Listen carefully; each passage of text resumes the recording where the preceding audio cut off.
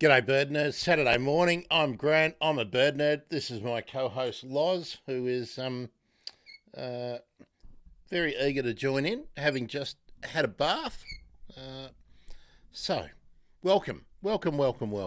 Talking gardening today.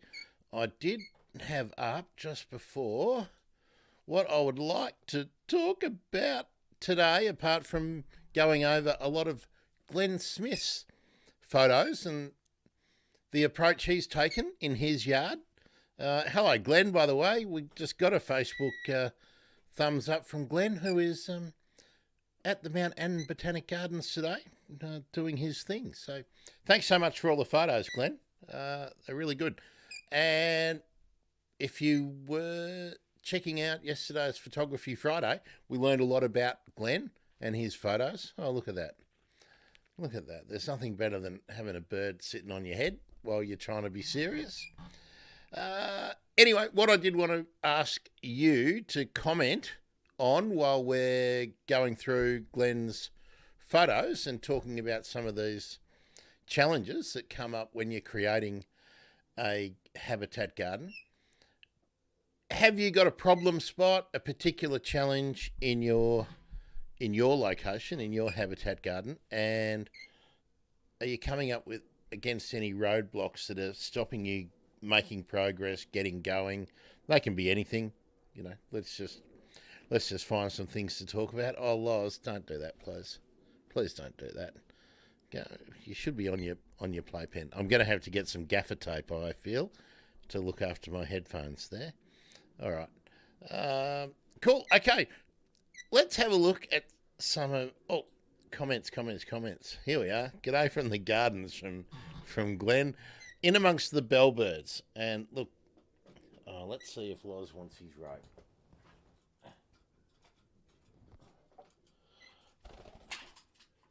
Okay, Loz has gone over onto his playpen. Fantastic. I'm just waiting for him to discover that he can fly up and sit on the curtain rail, but while he's got food, I think he'll be more than happy to be over there. In amongst the bell miners, that a lovely tinkling sound.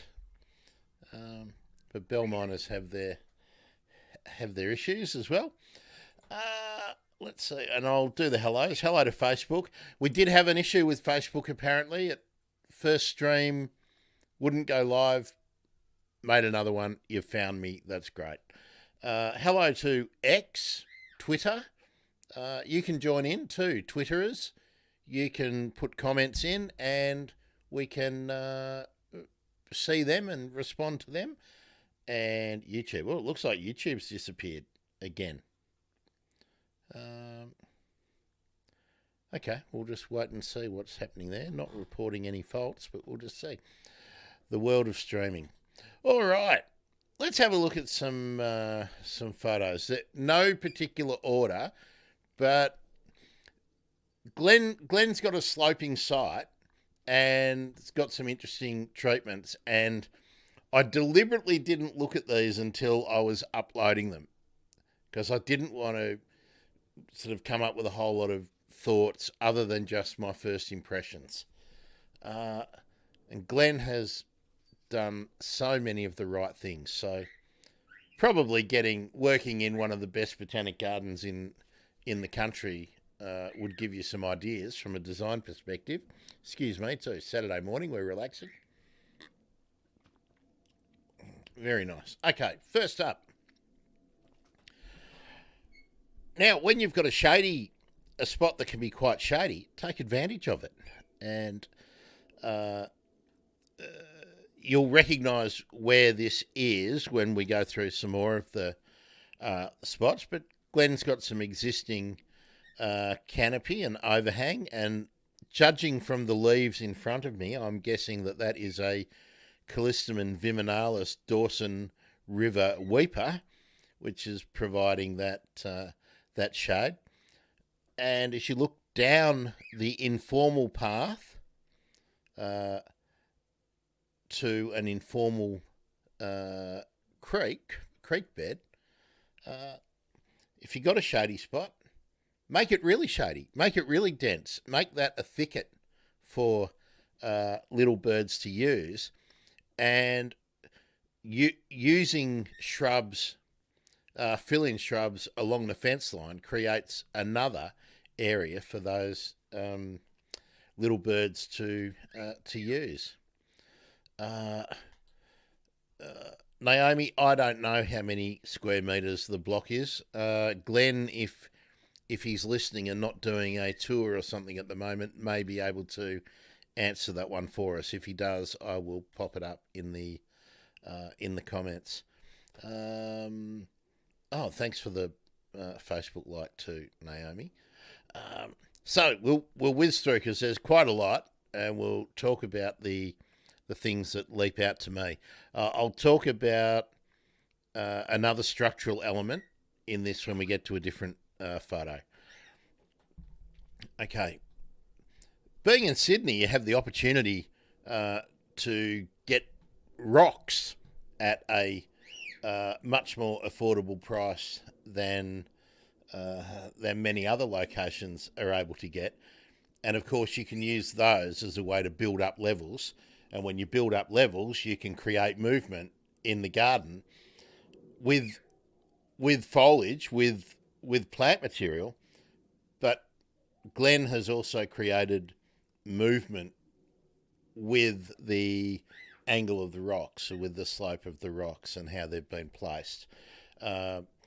This also allows you to create nooks and crannies where, if you want to grow special plants that require a different soil type, you can use these as little pockets.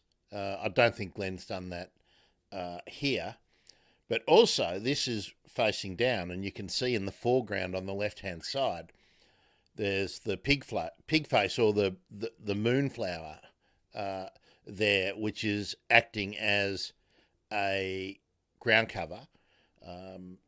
So that's a nice choice of plant for that location. And Glenn's got some great ground covers in here. Now let's see, comments are coming in. Let's have a look. Okay, over 800 square metre block, so reasonable size, hey?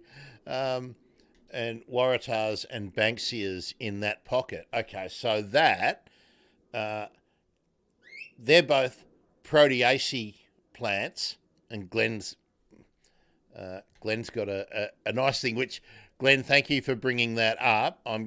I was going to reference that in another slide, but I'll talk about ground covers and erosion control in a moment. But back to this comment in here.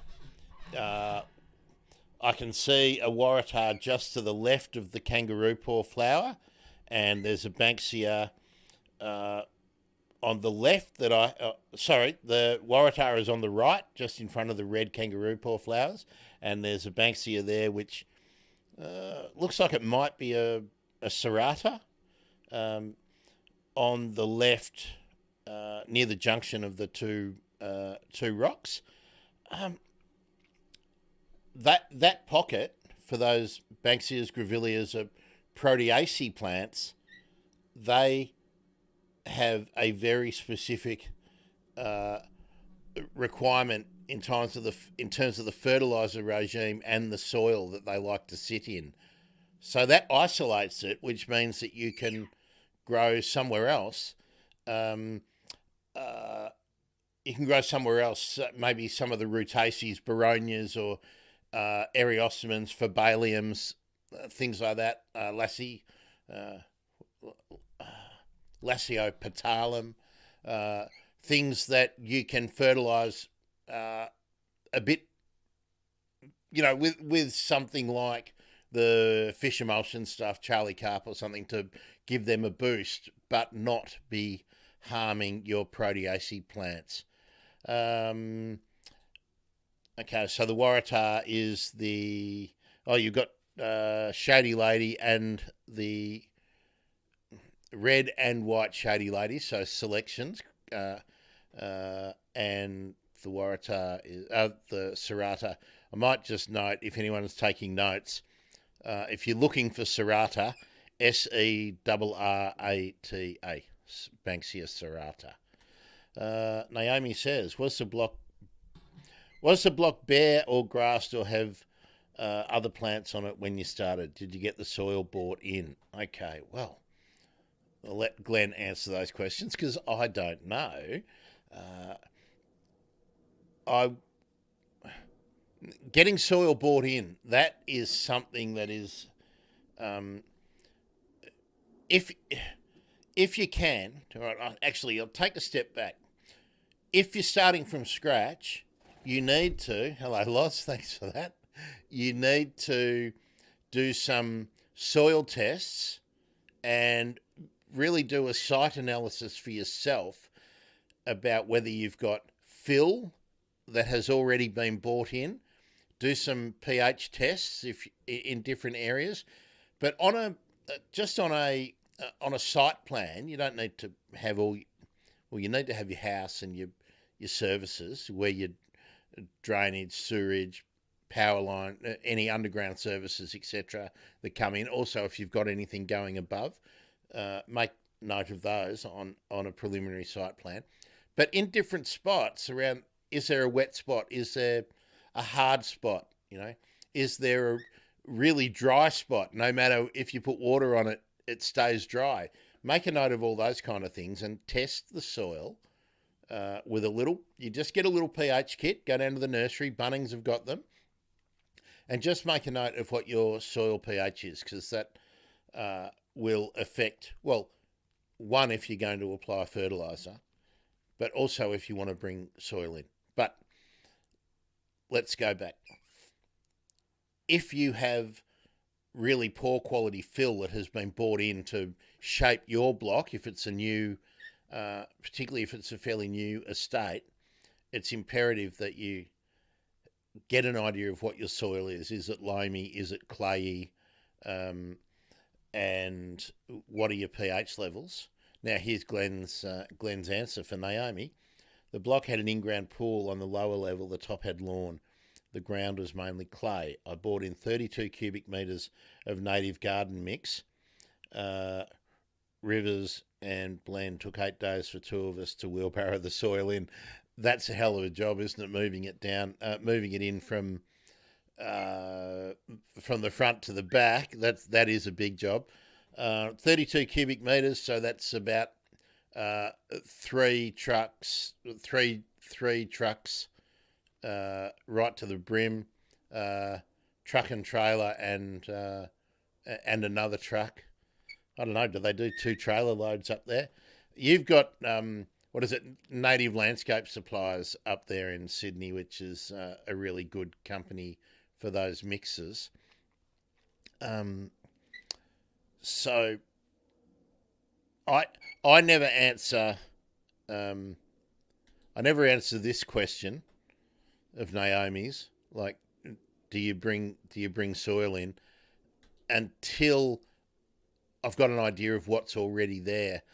And sometimes you can get by without needing to bring soil in. If you are going to do things like build a pond, well, then you've got a whole lot of soil from one area that you can take to another to lift up a level. And bear in mind that if you're buying a soilless mix from a landscape supplies company, it's not being dug out of the earth somewhere, so that's something to consider. But a lot of these options for fill and everything have come from somewhere else that may have some kind of issue with it too. So my general thought is, if you don't need to buy anything in, don't. And then if you do buy something in, try and only buy in enough for a little bit of topsoil. Don't buy in really expensive mix to fill, to raise a garden bed 60 centimetres. Because in most cases, in a lot of cases, the mixes that you buy will settle down and you'll need to buy something else anyway. But there's another trick I want to talk about with that in a minute, and we'll get onto here. Glenn also said rivers and blend 2 truckloads worth of soil and a layer of 20 to centimetres of new soil over the yard. Okay. Native garden soil with river sand mix. Yep. Okay. But do bear in mind that whenever you're buying in things that have got pebbles and rocks, they're coming out of somewhere else, and often they're not coming from anywhere that is environmentally friendly. So there have been some real problems with a lot of these companies that aren't really upfront about where stuff is coming from. In Victoria too, especially if you're buying that red mountain soil mix, a lot of that is coming from supposedly logging coops and stuff that are not being managed legally. There's some profiteering and stuff that goes on. Now, here we go. Naomi says A&L is the company I use for soil. Yeah, they're really good. A&L they've sort of expanded down here, but there's a lot of local. I mean, most places have reputable sand and soil and other landscape suppliers, companies that are really reputable. You can go to the Landscape Association in your state and have a... Hello, Loz is checking me right out. Hello, mate. And anyway, selecting a good company, generally you can just read reviews and get...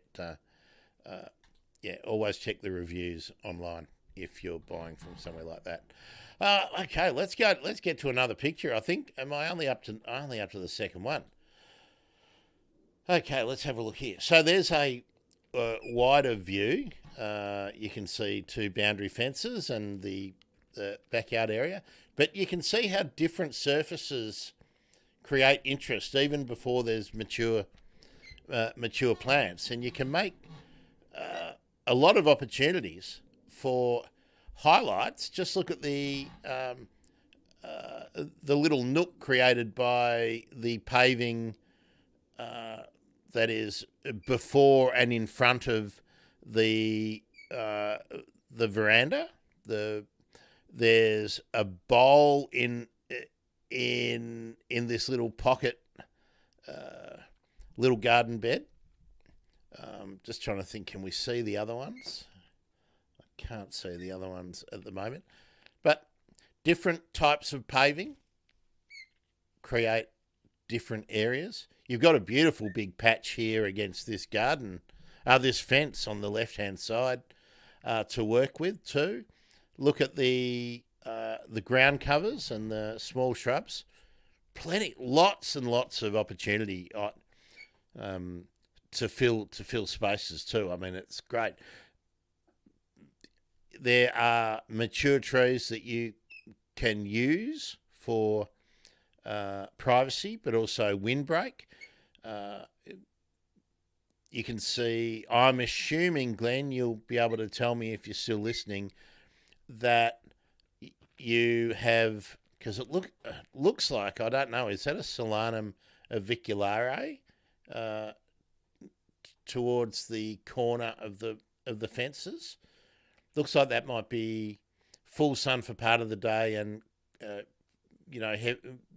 dappled shade for a good part of the day based on your plant selection. I think you've got the eucalyptus or Carimbia fissicifolia in there as well, so that's going to bulk up and fill that pocket. Really nice plant selection. You've got a column behind your pergola structure, so that creates nice sight lines as well. There's lots of little design elements here that are pretty cool. Glenn, did you design all this yourself? Let us know. Glenn tells us there used to be large pine trees against the fence on the left. Okay, so I'm guessing they probably got a fungal disease, so they're gone. It's a good idea in an area like that you do leave it fallow for a while, let it renew. That would be a really good area to be putting your garden compost and heavily mulching, so that the microflora in the soil can actually take care of any disease that might be in residing in that pocket. If you've had disease there, your basic rule is no conifers. Don't put any conifers in there. You put flowering plants in there as a basic starting point. Okay, next one. Let's whiz through. Now, this again is really highlighting how you can just create little pockets. That is, again, you've got a waratah in there. See the coria on the front right-hand side. You've got the pig face again in the middle on the right. Glenn obviously likes his kangaroo paws. Looks like there might be, is that a Banksia spinulosa maybe in there? Looks like an acacia here on the left. But there's lots of texture with the foliage selections. Nicely densely planted there. I like that a lot. And when you're using rocks,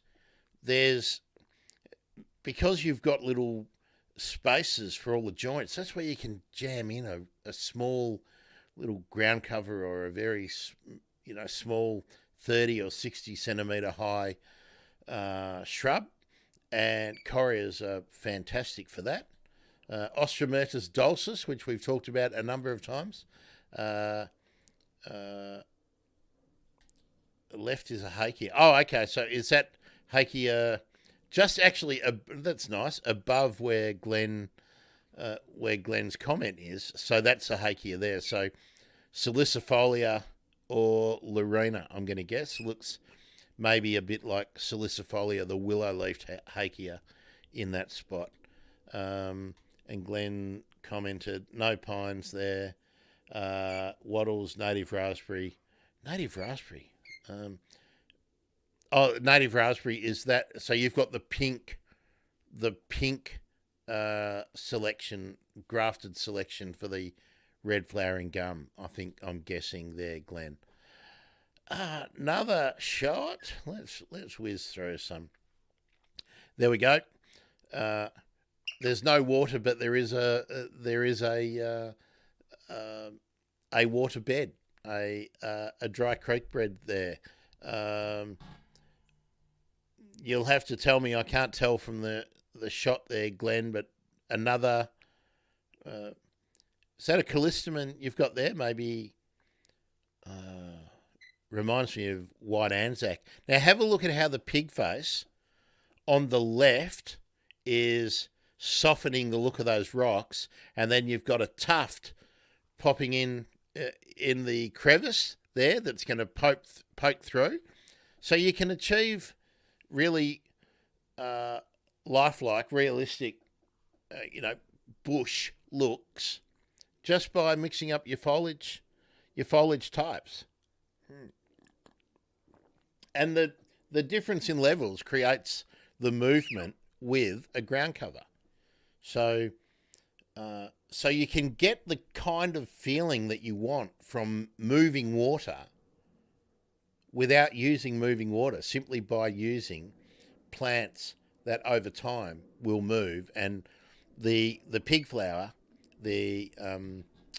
I'll have to look it up actually. Let me have a look. My memory's not as good as it used to be.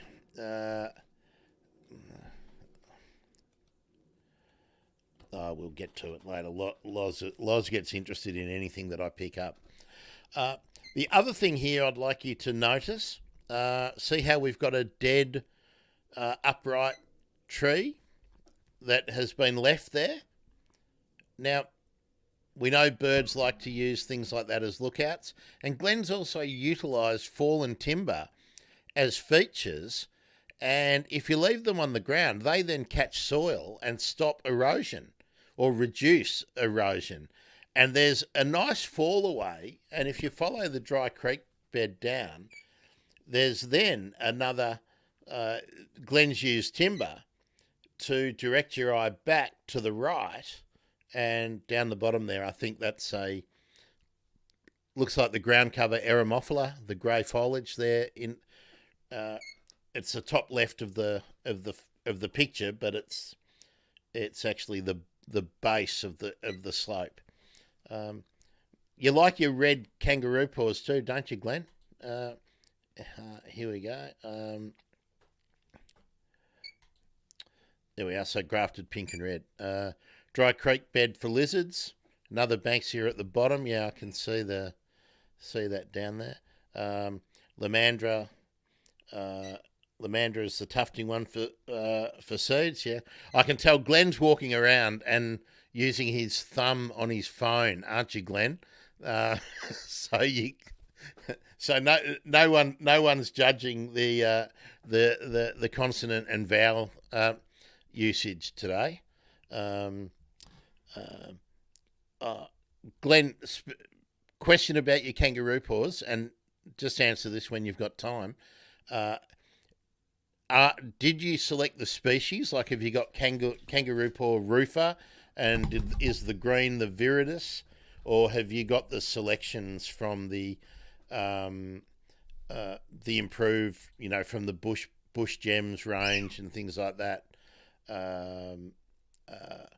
Lots of good kangaroo paws. I'm going to do a show particularly on kangaroo paws, and hopefully we'll have one of the breeders and on to talk about that. Okay, let's keep moving on.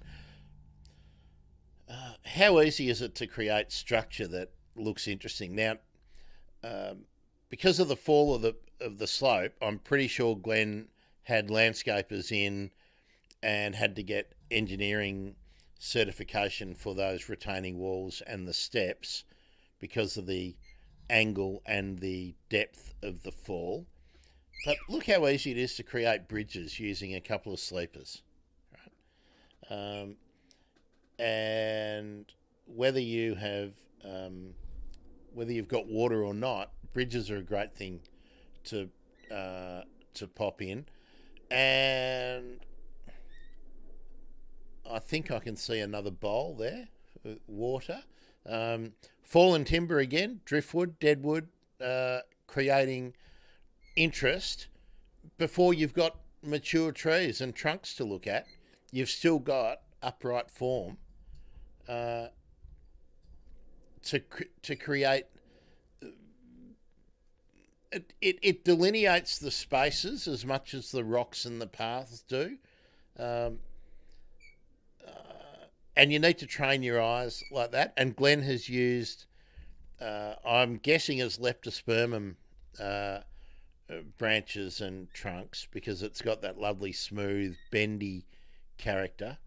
But again, they're like a little garden bed border, and helps you again think about grouping plants and what you can achieve in fairly small spaces. Like, that's only about a metre and a half. Yeah, very nice, Glenn. Very nice. Okay, kangaroo paws mainly from the bush gems range. Okay, so that big tall one, I think, what was that called? Big Red. Big Red, the smaller one, Bush Ranger, the red ones. Okay, number 8. What do we got? There we go. Another view of the back boundary fence. Look at the foliage types that create interest, and look at you've got that dense shade spot. Oh, Loz, There's a blue light on the microphone here. Loz is very interested in that, aren't you? Oh, and the butterfly knob. Yeah, the main thing I want you to look at here is again how the fallen timber has been used and foliage type creates most of the interest in that particular spot. Here we go. Come on. Oh, there we go. Is that the same one? Yeah, it is. I'll put that in twice. There we go. Again, another closer look at foliage types. You can introduce ferns into an area, shiny, reflective foliage as well. That's really nice. That's really nice, and the illusion that there is a header for the watercourse. The timber is recycled from a deck by the pool. The walls needed council approval and certification.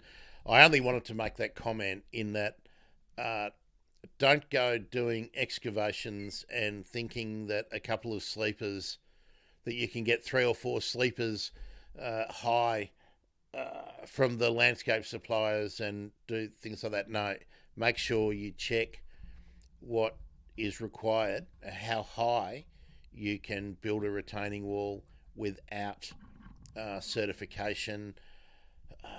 I think once you get about 2 sleepers or 3 sleepers at the absolute outside, you need to be thinking about getting some advice about structural integrity and erosion and drainage and runoff, because whatever you do on your block that affects your neighbours is something you need to think about too. You don't want to get a lawsuit for something that your runoff has caused when you've altered the contour of your block.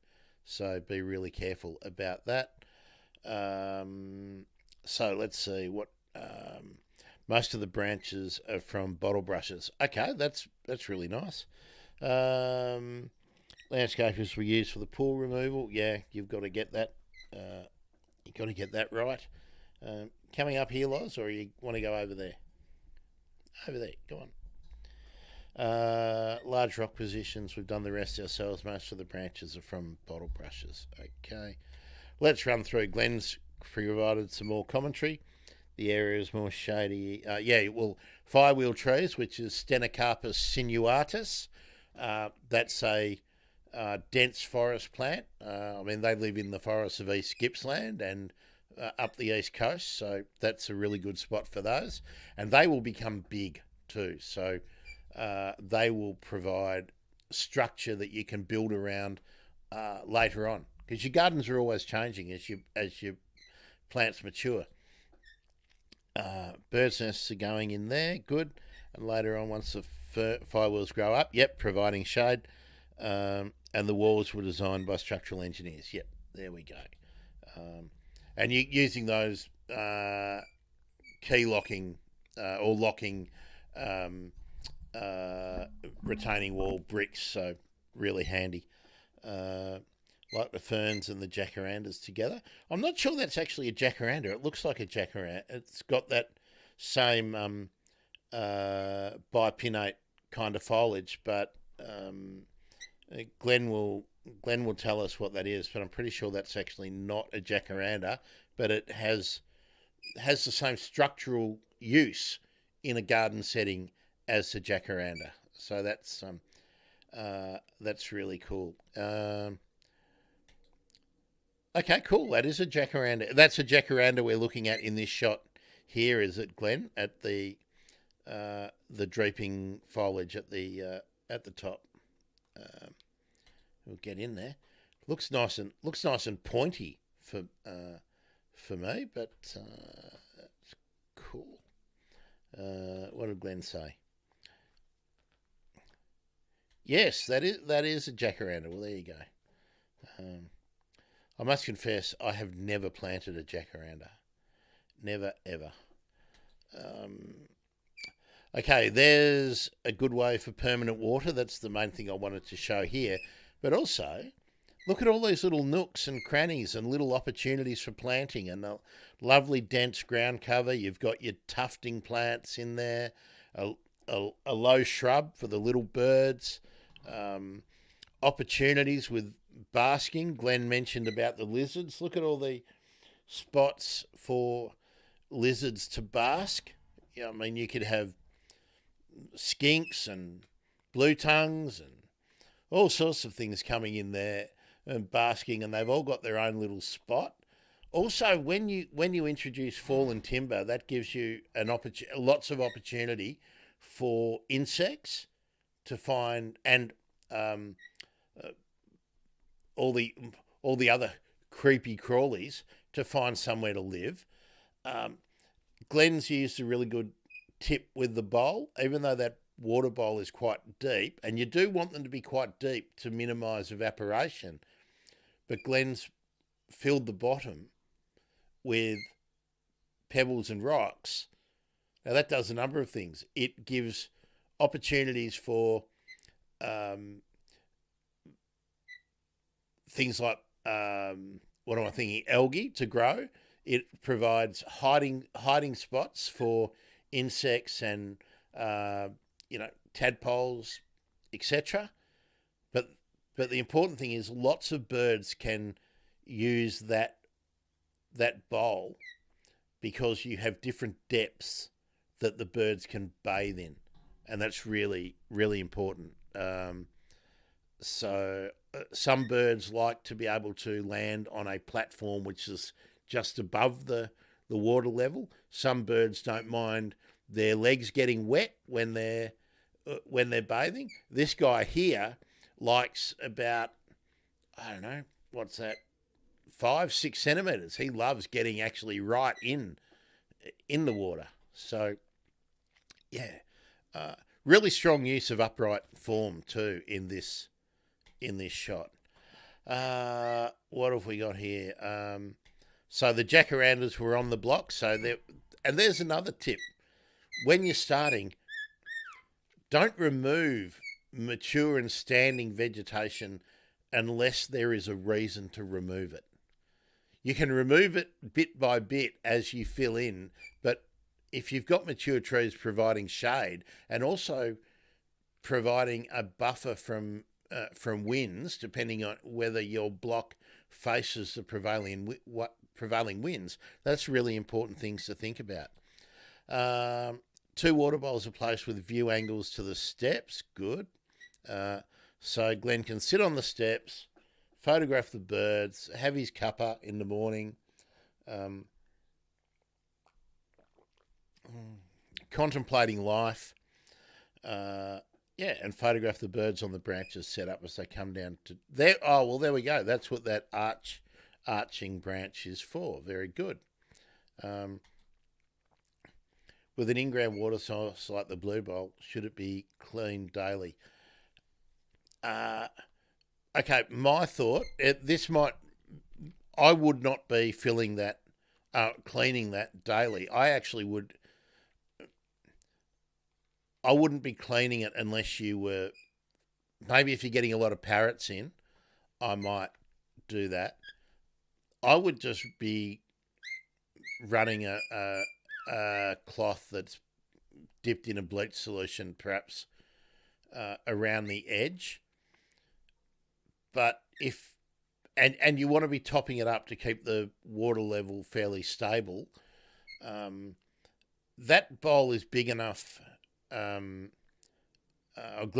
telling you what he does in a minute. I'll pop that up. But that bowl is big enough and deep enough. I'd probably be putting in some aquatic plants, not planting them in, but putting the pots in and filling the stones around them just to filter the water so that it doesn't get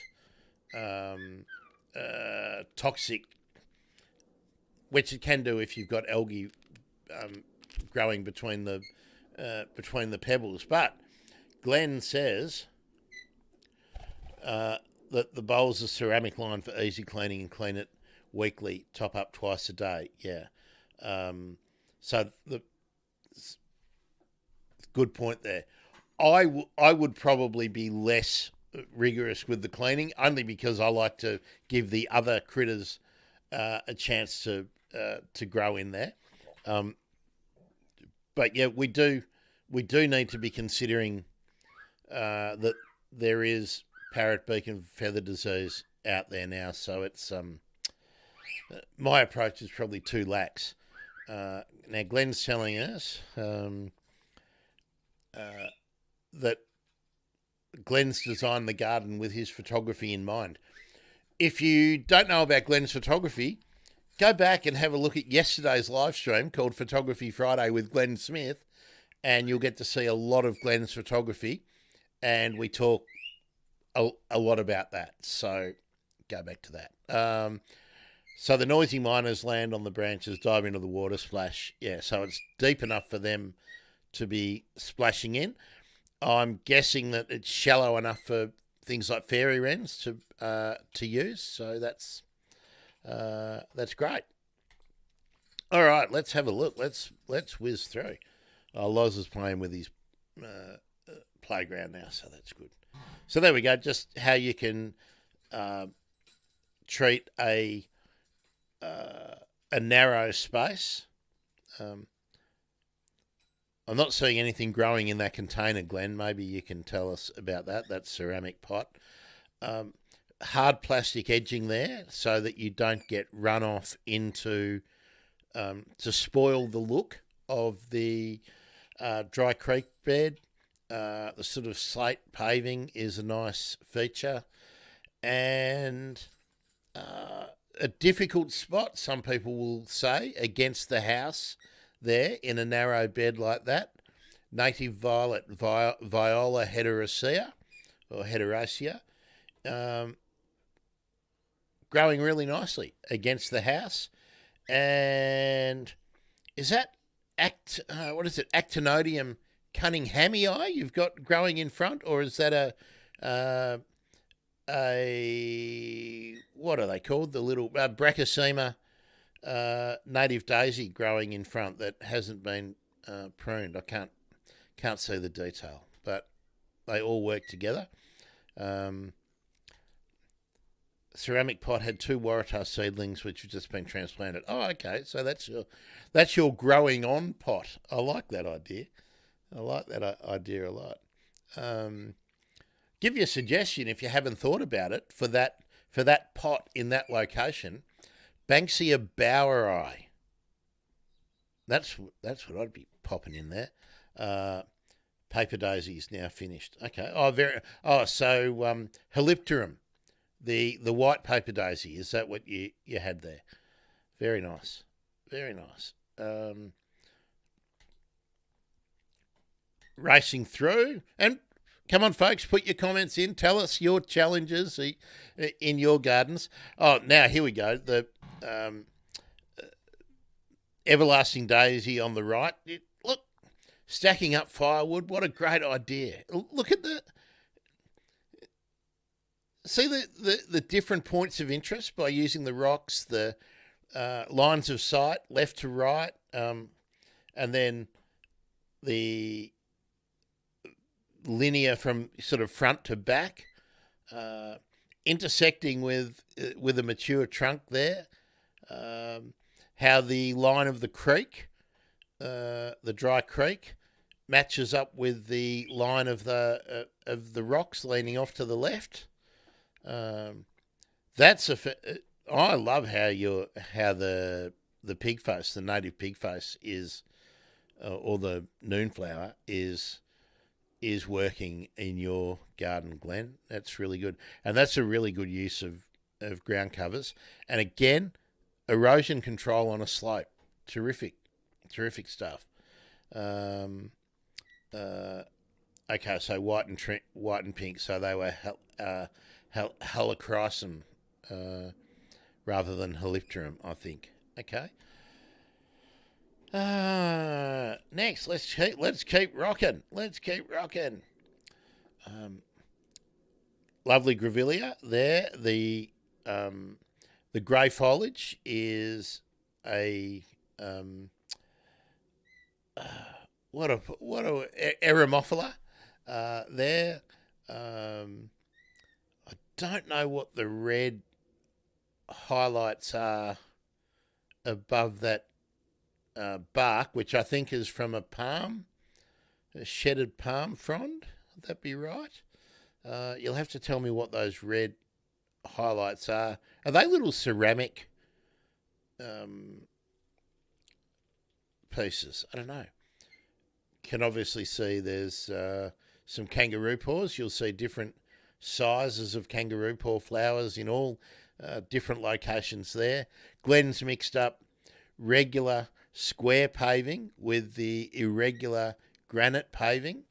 And again, solid edging to preserve the integrity of the creek, because if you don't have some solid edging along there, over time they'll merge. So that's really, really good. And what's the little the grevillea there? Is that something like Dargan Hill or Crosby Morrison?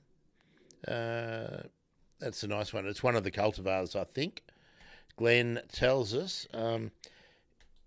Yeah, that was what I was going to say. Calbarry carpet, which is really, really reliable. Yes, it's a palm. And they are ceramic mushrooms. Okay. Of course, they're mushrooms. If you don't know, Glenn likes to photograph fungi. For, what was it, Glenn? Shroom Saturday. So you'll be out taking a fungi photograph in the Botanic Gardens sometime today, I would be thinking. So you do, if you didn't listen to Photography Friday yesterday, we nerd out a lot about photography and have had a look at, 40 or so of Glenn's shots and heard the story behind all of them. So that was really entertaining. Just on those ceramic mushrooms too, in this shot with Glenn, you can use all kinds of little things to create interest in the garden.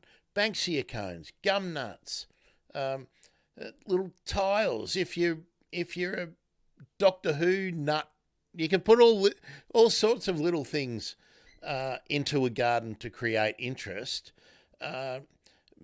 Little pieces of ceramics, little terracotta huts. You can places for insects to get into. I would just encourage you to be really inclusive in your garden. The great thing is, if you put something in and it doesn't work, you can take it out. And Glenn, I'm sure, Glenn will have to get back on the grevillea. Yeah.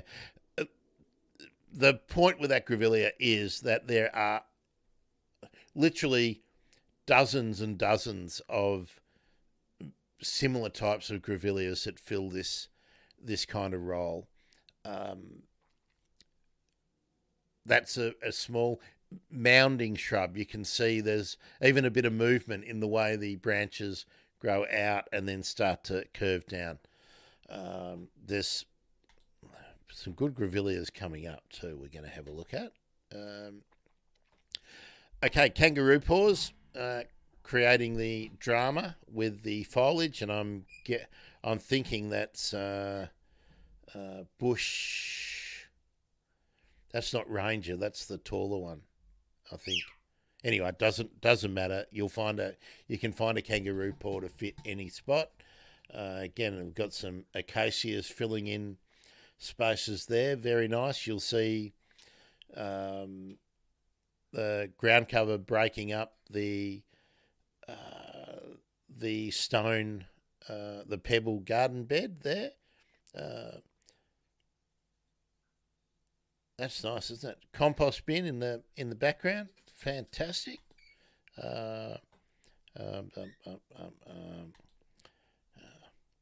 Glenn says the palm hold water after rain. Yeah, a temporary water reservoir, really good. And all that is finding wherever someone's been, when they're pruning their palm and they're pulling down the old the old fronds. If you're walking past and someone's pruning, ask them if they can cut off that last bit that wraps around the trunk, and take it home. They're also really good if you tip them upside down and you gently bury them. They provide another hidey hole for all sorts of creatures.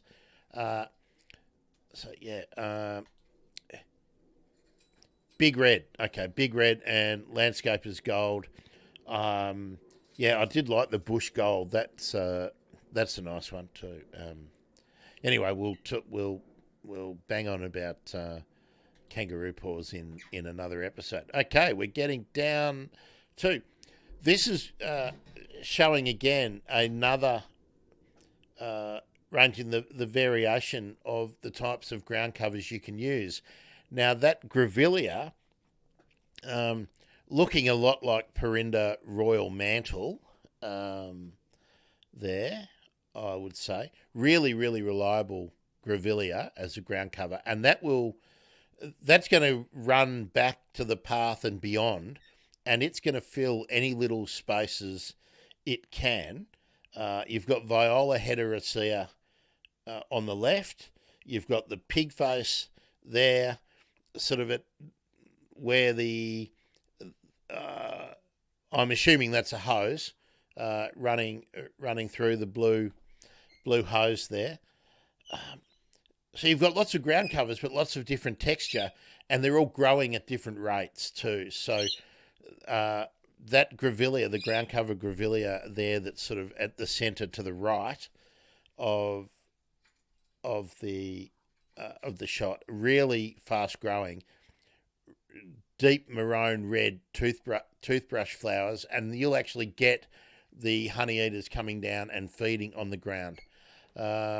Okay, Instagram has gone. Thanks, Instagram.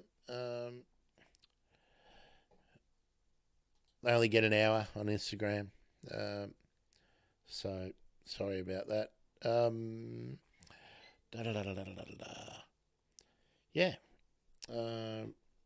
Now I think it's probably Glenn commenting. Yes, that's the hose. All right. And look, here we go. Look how rapidly the plants can fill out. That's great growth on the native violet in 6 months. Terrific stuff. Okay. And coming up again, 15.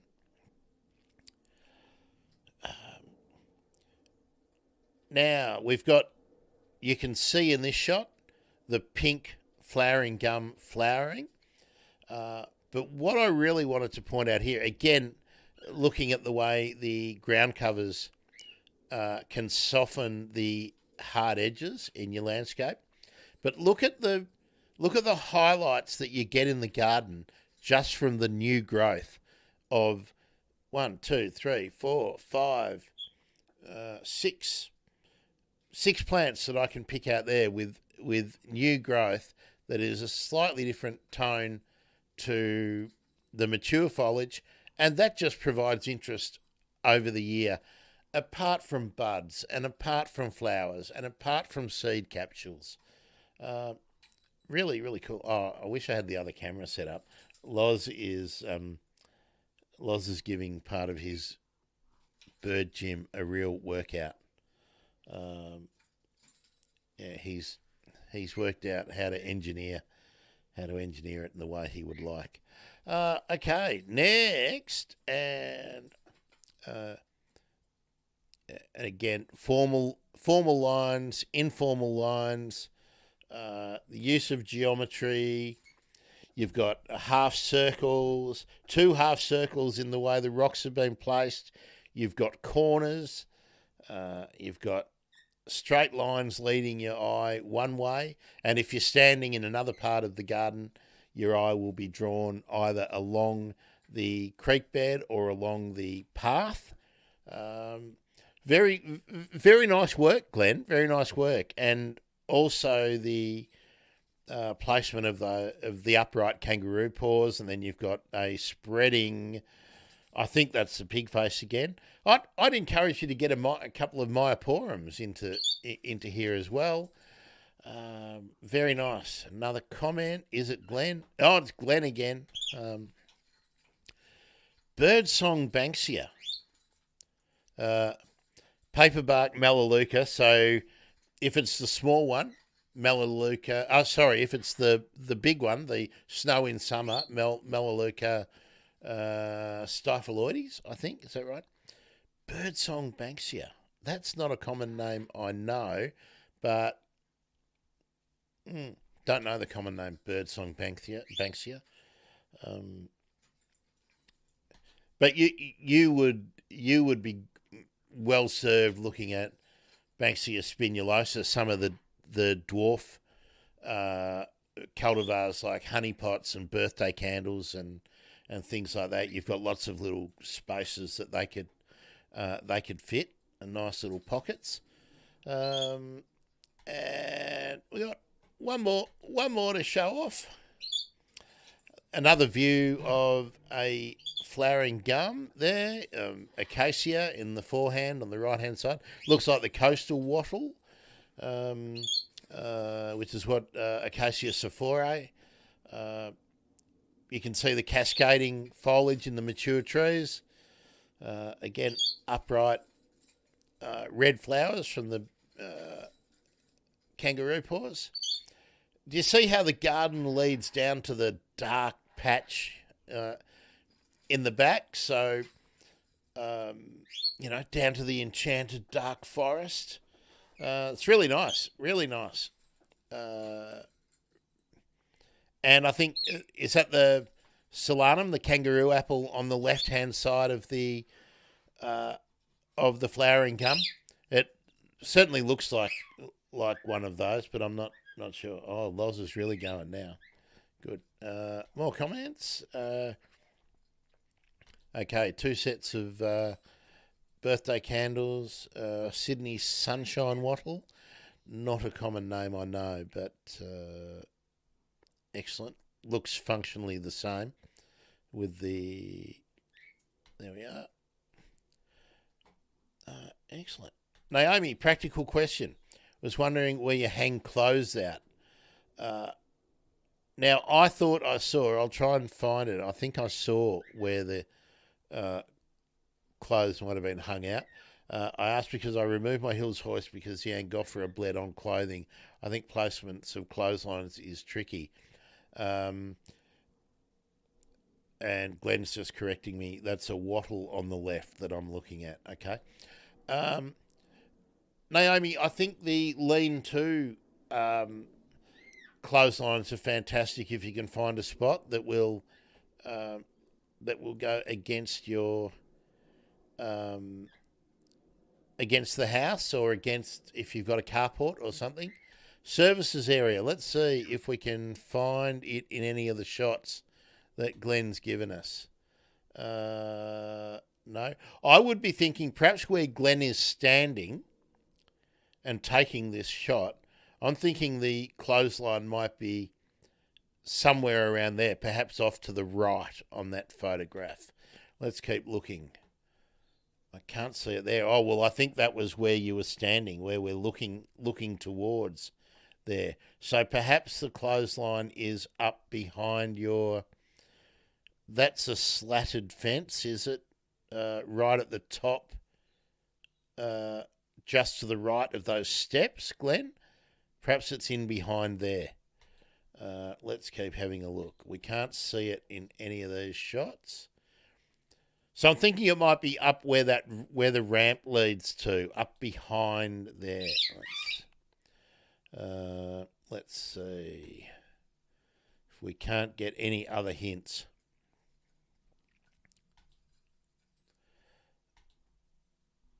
No hints here. It's a good question, Naomi.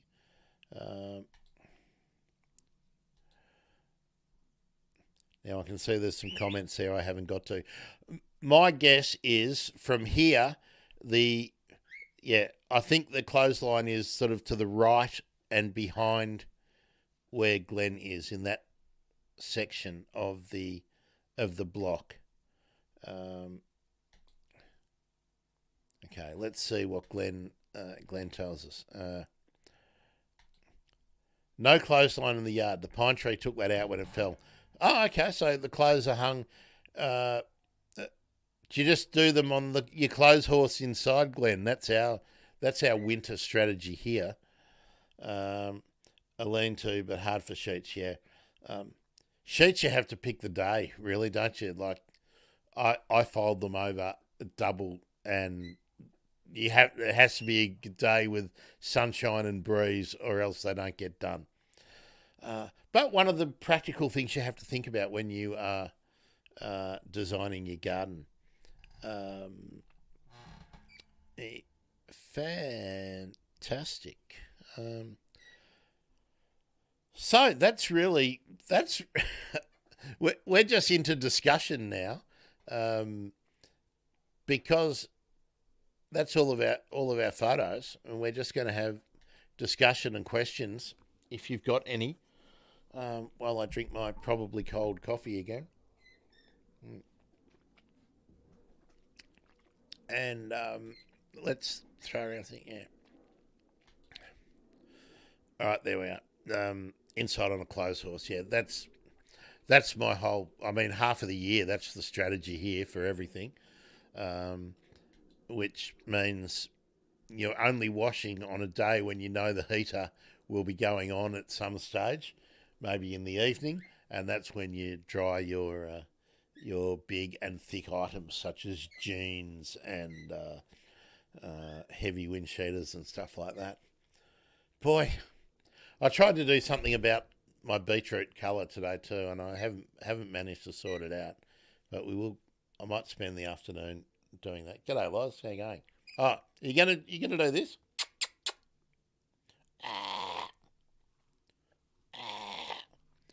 He makes like a cocky noise, and I've been kissing at him, and now did you hear his whistle? Now, when he wants to come in and spend some time inside, he is out there kissing, getting me to come out because I always go. So he's out there doing that. Very, very, very, very good. Okay, folks. Let's see. You must have some challenges, some problem areas or something. And look, we've got people on X and YouTube and Twitch and Facebook. Surely someone's got a gardening problem or a challenge that they would like to talk about. Naomi's volunteered hers. Where do you hang your clothes out? That's always a good one. Naomi says she's impressed by the garden. Really like the fact that the trees were there. Yeah. I mean, look, you know, if you've been listening to any of the Monday discussions that we've been having with Holly and other people over time, one of the biggest problems in our suburbs now is that when people are buying homes, the first thing they're doing is removing mature trees.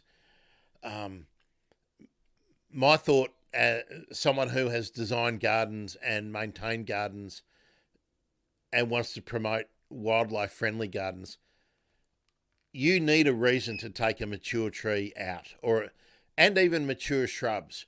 You need a reason to take them out. Don't just take them out because you think that's what you got to do. And don't listen to any contractor who tells you they'll come in and take everything out. Might be easier for them running a dingo or a bobcat around to do it, but that's the wrong way to go about it. Absolutely the wrong way to go about it. In my view. Often you'll get the best result by doing the least amount of sculpting your block. And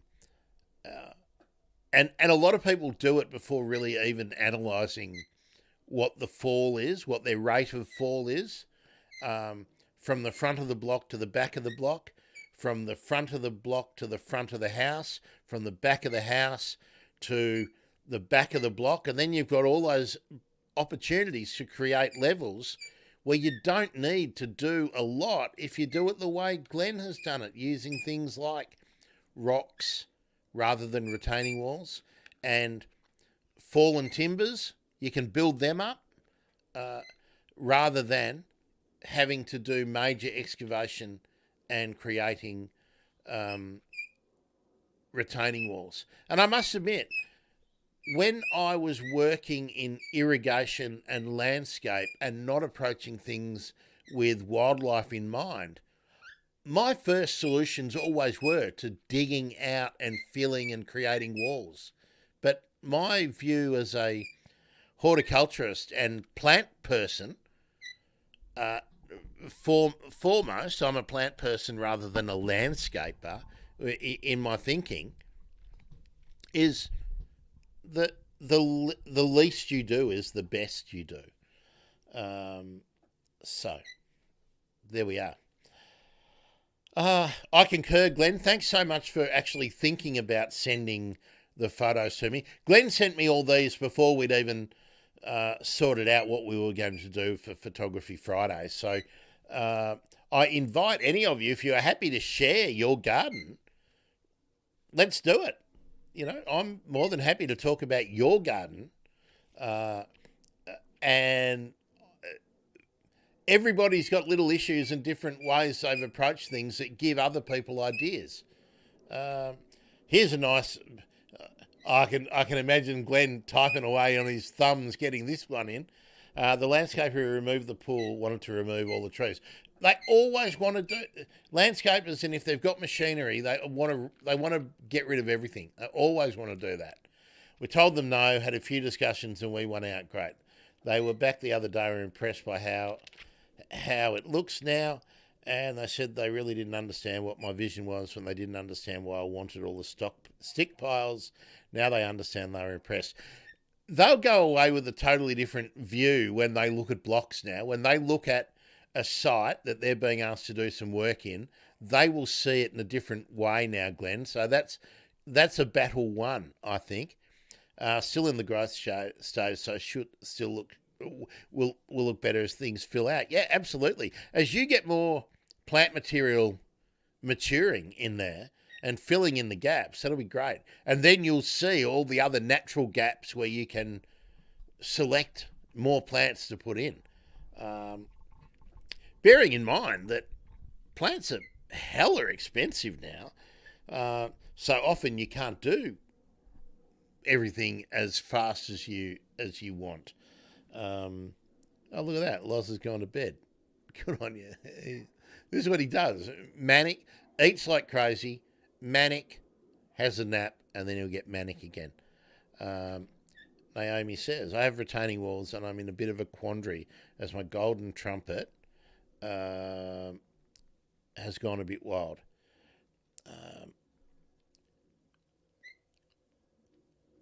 I'll give you a hint, Naomi, for this. It's habitat for variegated and superb fairy wrens, red-brown finches, thornbills, spinebills. So I'm not sure. Okay. If you want to thin it out and you're feeling like it's going too wild, actually, let me just look it up because I never know when we're talking common names exactly what we're talking about. So let me just have a look and I'll tell you. Golden trumpet. Oh, okay. Alamandra cathartica. Let me just make sure we're talking about the same thing, Naomi. I'll just share this screen.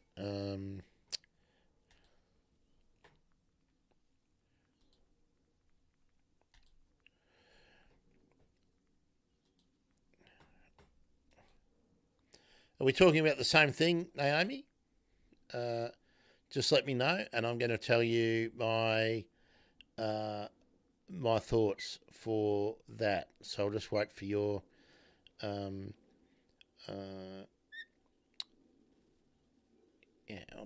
just wait for that before I go on with my thought. I think that's great that plant is providing habitat for those native birds too.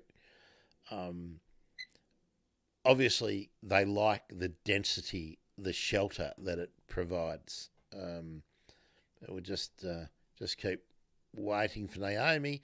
There we are. The barter system.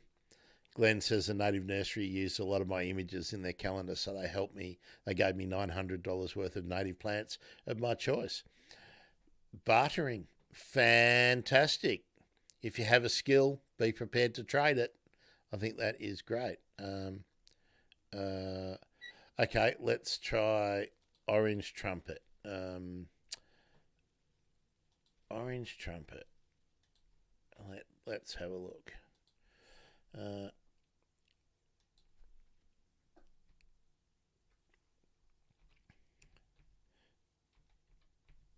Orange Trumpet Creeper. Pyrostega. I think we talked about this once before, didn't we? Oh, look, here's Burke's Backyard. Have got a picture of it there, along with well, there we are. Well-known women hassler, Don Burke, in that photo. But is that the one, Naomi? I'll just go back one, and we'll look at here we are. There we are. Does that look? Is that what we're talking about, Naomi? Pyrostega there.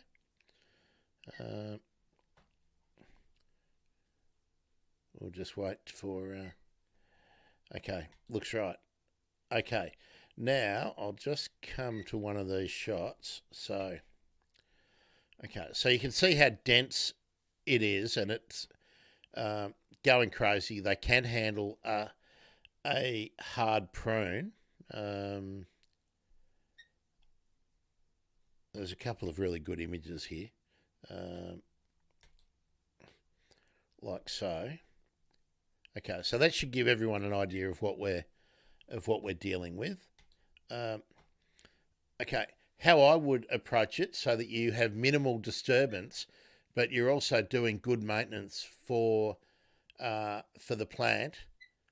Two approaches to pruning. One, if the ends of those branches are going in places you don't want, prune back to where you want to restrain it to. So that's the first thing. So there's two approaches. From the end back, restrain the length, the distance. And then if you want to reduce the bulk of it, they do handle a hard prune, but the birds were still going to want to use it. So take between 25% and a third of the bulk of it out, and do that from inside, like really within the plant, and outside. So you can, you've got your cascading shoots, and then you take maybe every fourth one or every third one out. So you reduce the bulk, you can reduce the length of those shoots, but you're not really removing the habitat, the actual structure of the plant that those birds use. And you can do that pretty regularly, probably twice a year, to keep it back. It'll also keep the plant vigorous. I don't know a lot about the best way to prune them to encourage flowering, but they do look like, let me have a look.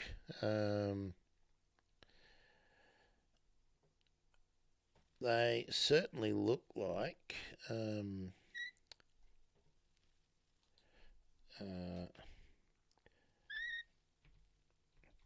I'll just see what the sort of tropical tree gurus say.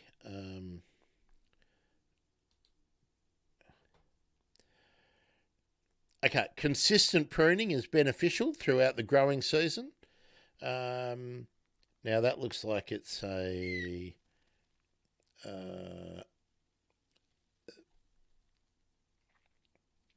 That's the Northern Hemisphere result. But prune it early in spring, almost to ground level, leaving just a few buds. Trumpet vine. I'm just looking for anyone Australian.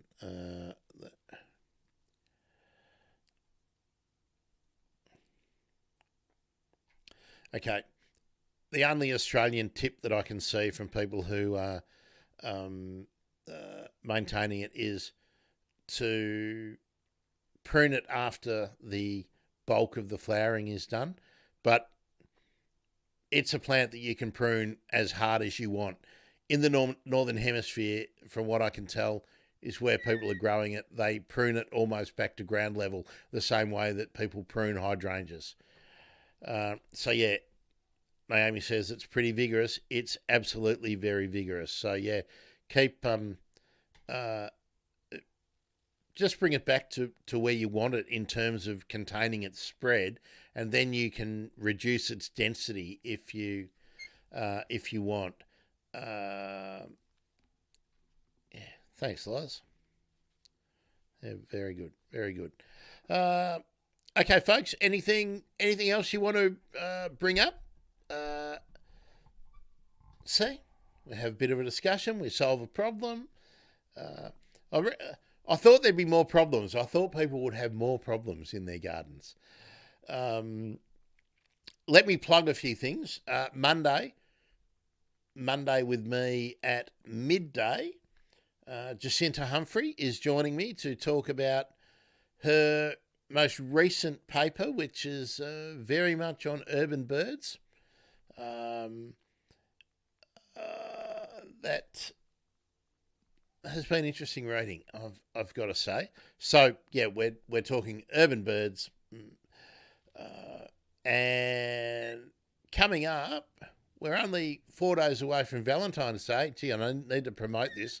Share this idea please, if you would like to, on Valentine's Day. And I don't know what time I'm going to do it, but it might end up being a long stream. I think might have some fun on Valentine's Day. What's the bird you love?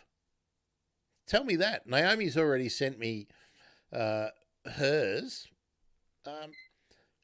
The Bird Emergency. You can send to me, grant@thebirdemergency.com.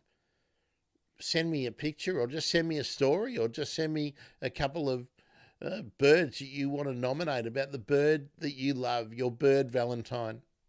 And we will just find a reason to have something to talk about on Valentine's Day, apart from buying flowers and stuff. Cool. Okay, I'm just going to wait another minute or two. While we're waiting, I'll put some music on. I better turn it down or it'll be too loud. We go back to feeding the ducks while we're waiting. There we are.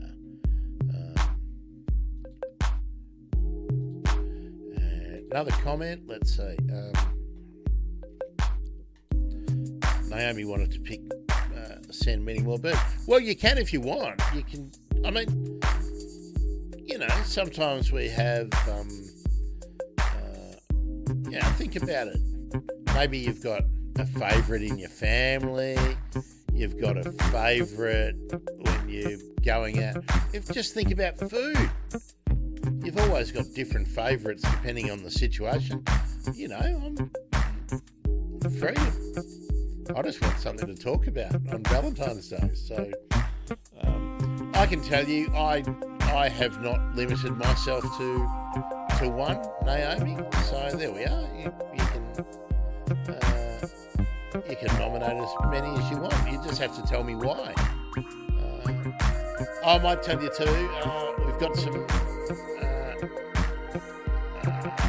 Had a couple of breakthroughs with Loz.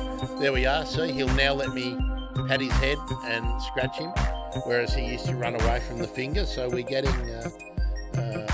there. Of course, Loz is my current Valentine when it comes to birds. I'm not really sure of what our relationship is yet, having not had him, her, it DNA tested yet, but there we are. Yeah, I agree, Loz, and cables are amazing, aren't they? They're very interesting. Loves the headphone cables. There we are. Look, he's giving me a bit of a cuddle, but he doesn't even know he's doing it. Oh, look at that. And there's me being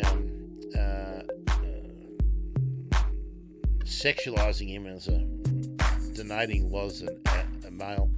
All right, Glenn's done. Glenn's going off to get his mushroom for Shroom Saturday. I can recommend the discussion that we started off with yesterday in Photography Friday about how Glenn lights his mushrooms. Actually, can I get over to, I think here. Can I go? I can get here. And we started talking about how Glenn achieves things like that with his mushrooms and things like that.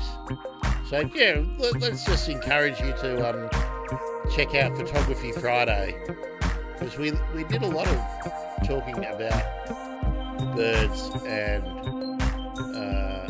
photographs. Oh, let's have a look at look at this unusual photo that Glenn showed us yesterday.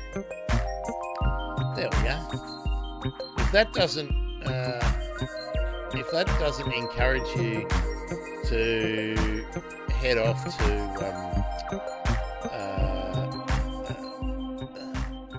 to the YouTube page and find yesterday's live stream, nothing will.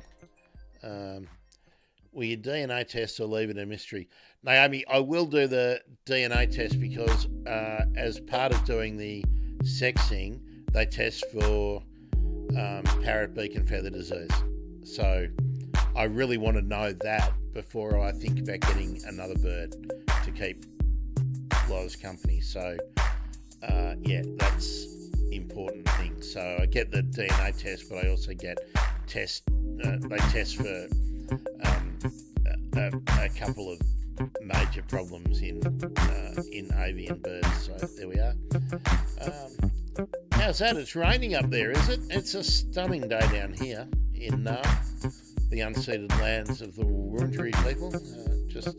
Which I always forget. I really have to make that introductory video, don't I?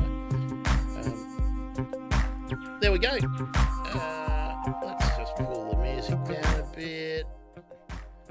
Thanks everyone who's been watching on X, on Facebook, on YouTube and Twitch. Great to see you all. Another comment in here. No rain. There we are.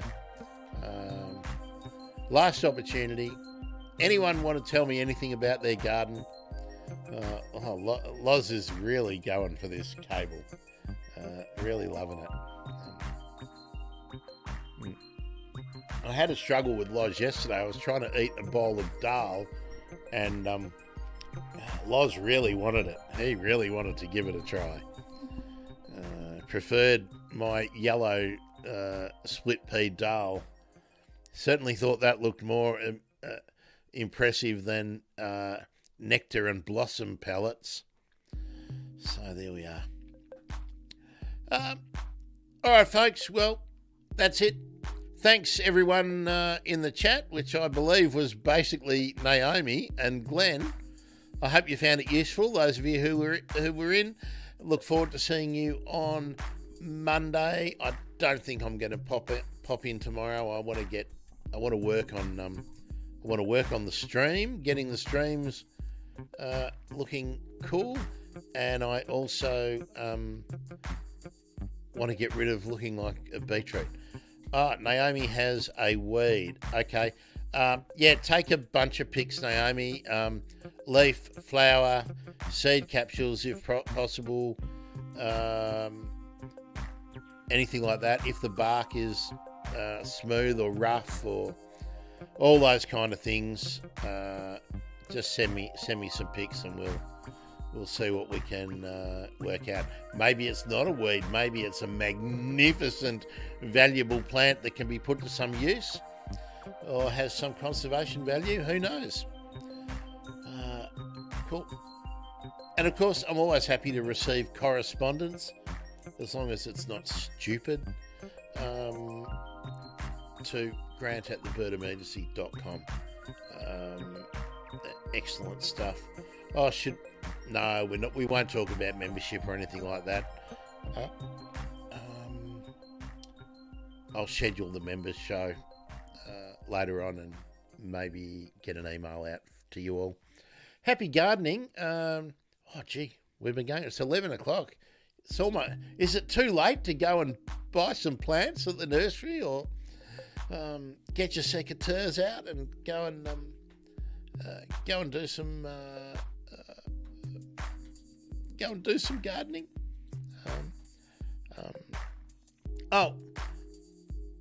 I think we'll also do an episode on pruning, hey? Because I see so much bad pruning out there, which is causing problems for the plants. And it also causes problems if you prune a mature plant wrong. You'll often create a structural problem because the plant starts to look awful. Oh, great, Naomi. Naomi's off to mow. I'm off to make some dal and spend some quality time with Loz. Look forward to seeing you all next time on whichever iteration of the Bird Emergency. I'll be back for Habitat Gardening, 9:30 a.m. Australian Eastern Daylight Time for a little while longer next Saturday. See you, folks.